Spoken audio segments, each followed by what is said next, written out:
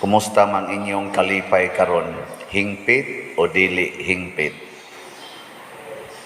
Anang hingpit pasabot ana perfect or complete?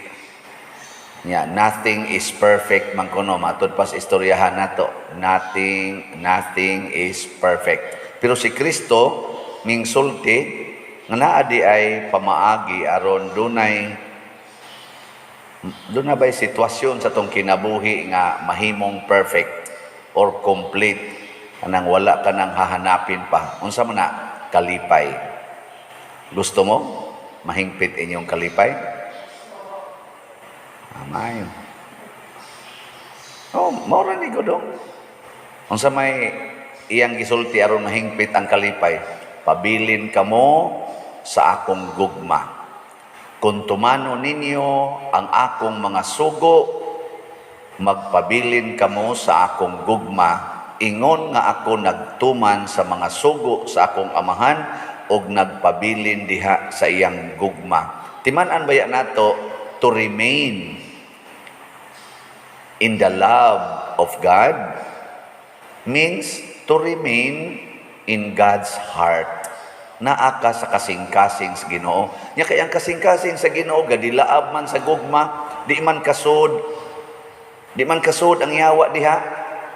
Nya kun mo pabilin ta anang maong kasing-kasing, ang mahitabo wa gyud tay kasakit. Pulos ra gyud kalipay. Tuo mo dili. Kinsay mo tuo ta sa kamo? Sige. Lud ikonong naong. Kanang niisas kamot ba testing lud ang naong. Sige na, ready? Sige na, daghan-daghan na gyud. Amot lang. Unsa may timaan nga kita malipayon?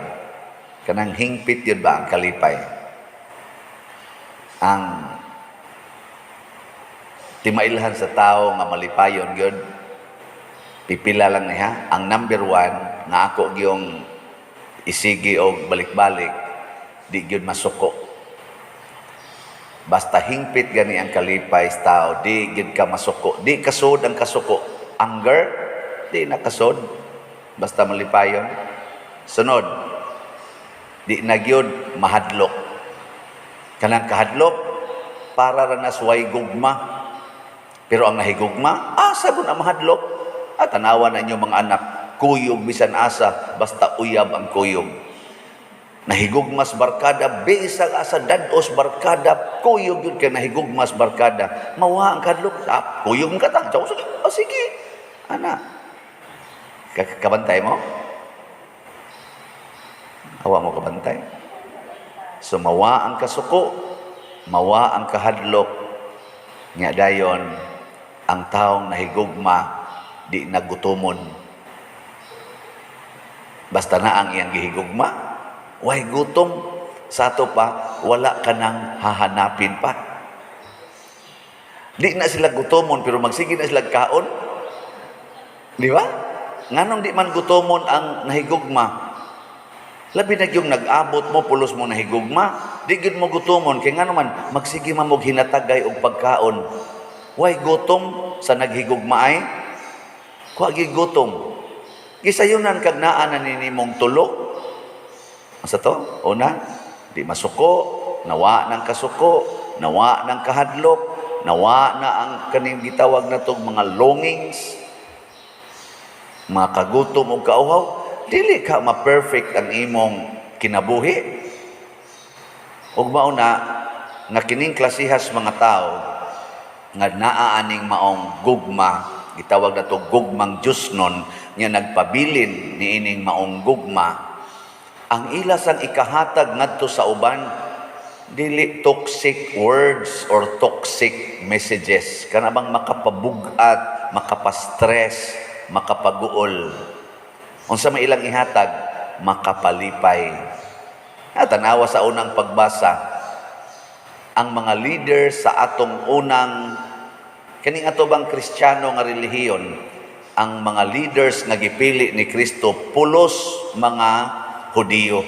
mga Jewish people.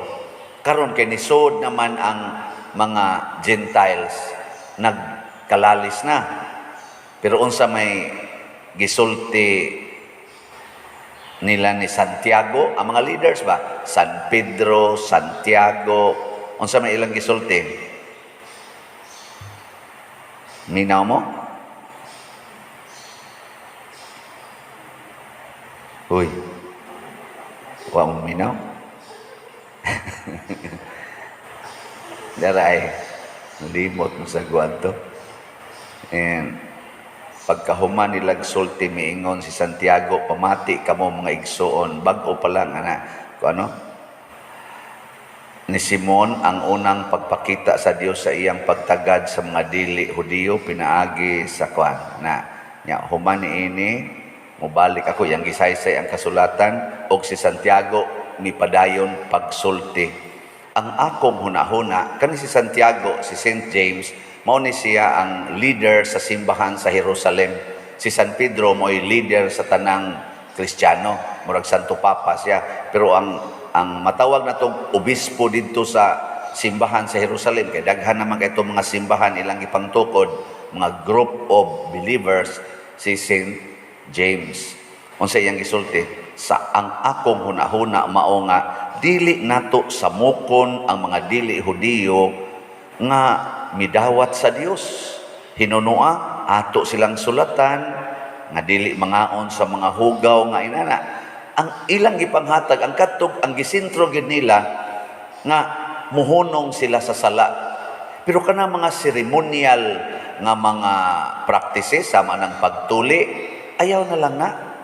Kaya di man na sala kung di ka magpatuli. Pareha gud anang kita ba? Sala ba kung di ka maghimog simbahan? Sala dili. Kanang anhalan ta magmisa sa lawom sa kahoy ba? Sala na? Uy, tubag mo eh. Dili oy. Pero kung kita nga nagpractice nga naagi tay simbahan nya atong nindoton nya ingnon gid nato ang tanan dili gani mo kahimog nindot nga simbahan way misa. Pareha sa nanang sala ba kung muhatag gid mong stipends pare nya di sad mo muhatag sala ba na? Sala ba nga dili kaabot og 1,000 inyong stipends pare? Sala ba nga kinahanglan sala ba nga wa mo ihog kolekta? Dili.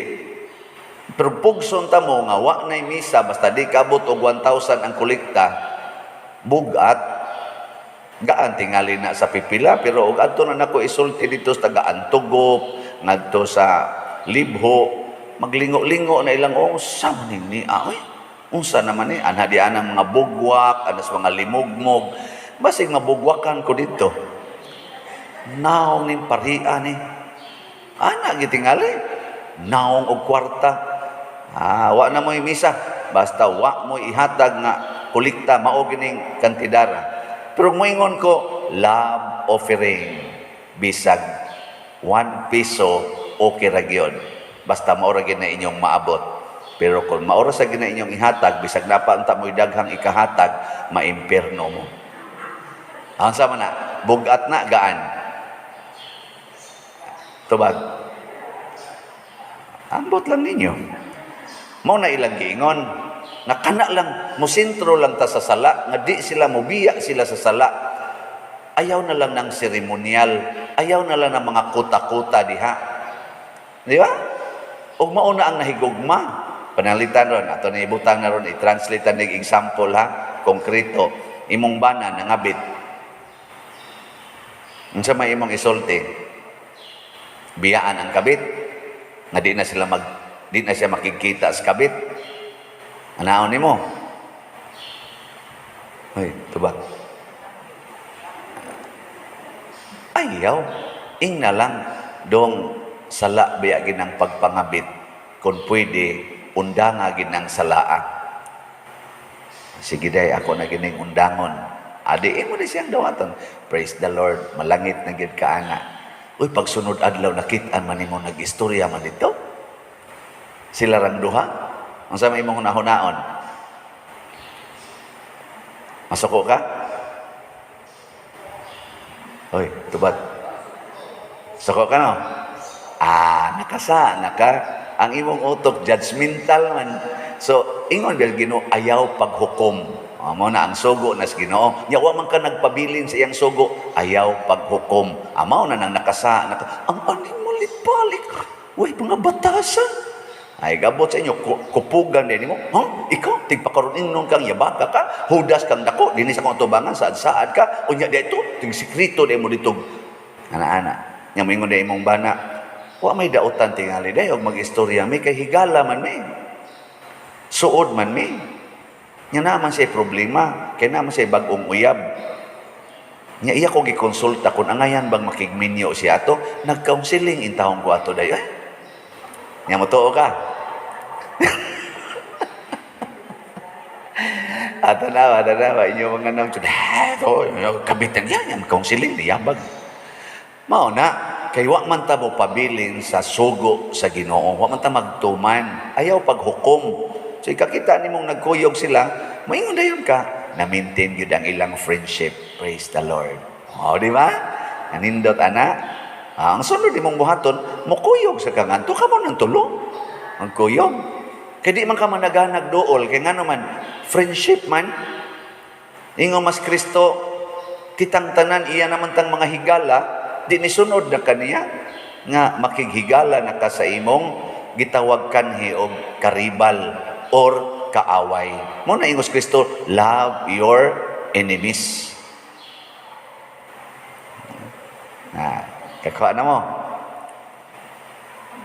Apa nang litan ron, napildi imong kandidato. Nya, ang imong suod nga amigo, nga trusted gid kay nimo, ni dool nimo nya gasigig pagarbo kay ni daog ang iyang kandidato. Nagsigtabi mo, lapang lagi ko magtuong daog. Grabe lagi landslide lagi. Ang sa imong batiw nya ikaw napildi ang imo, nya iya dito landslide, portigin niyang daig. Ang sa imong bation. Masuko ka? Wa kay kalipay, wa ka magsugo, wa ka magtuman sa sugo sa Ginoo nga nag-ingon, puyi ang kamatuoran, kay ang kamatuoran mo'y magdala kanimo ngadto sa kagawasan. Kana bang ma-set free ang imong kasing-kasing anang sige og self-pity, siging mahay, siging kasuko, tungod lang kay napildi ang imong kandidato. Mas-set free ka, ana, o ang imo ng buhaton, mudahay din ka, believe bitaw kay ko, landslide yun, congratulations na, ako willing lang yun ko mo support. Ana, nindota na, no? Awa mo nindote. Maunay trademark sa tinuod nga taong malipayon, way kontra. Dali kayo natong himuon ang kahiusa. Nya kung magkahiusa na, daghan kaayo ang mahimong kalambuan. Paragod nato dinhi sa atong parokya, nakighiusa nato ang hapit tanang mga nasod sa kalibutan. Ingnon talang, diin dunay mga Cebuano speaking dito nga mga tao nga nagdebosyon ni San Vicente Ferrer og sa mahal nga Birhen. Nakighiusa sila, bisag wa kakita nato, bisag wa kaila, nakadungog ra, siging pada og mga suporta, palit aning ato mga slots. Unsay nahitabo sa atong parokya, makita ninyo ang kanindot. Pero moingon tungod ba say labot na ko diha ninyo Padersiano, say labot na ko nimo, di ko muhatag gipangtiksan in town ko sa pipila, o giingnan ko kawa sad nimoy ayo pa dire. Gadaho man ko nga buutan ka, buangon man day ka. Ako lang sang gidawat.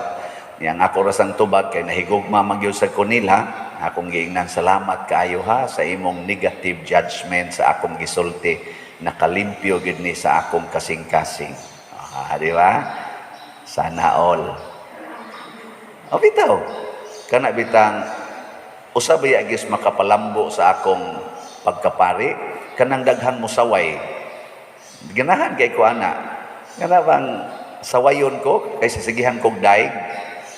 Kay ngano man matudluan ko unsa pay angay na kong buhaton aron nga inig buhat na ko ana adi na gina musaway, di ba? Kisa pa may musaway nako napa ang napatingali buhaton na sad okay kayo lingiw-lingiw mo diha musaway na sad mo nako sige lang. Ang pasabot lang nako ani nga kun magkahiusa ta mulambo gid ta, kun dili ta magdinao mahigugma tang muhatag dako kayo ang mabuhat sa imong usa ka slot kanang imong 1,000 dako kay nagmakahimo na og bag-ong kumbinto nga mo cost og 25 to 30 million pesos ang imong one slot.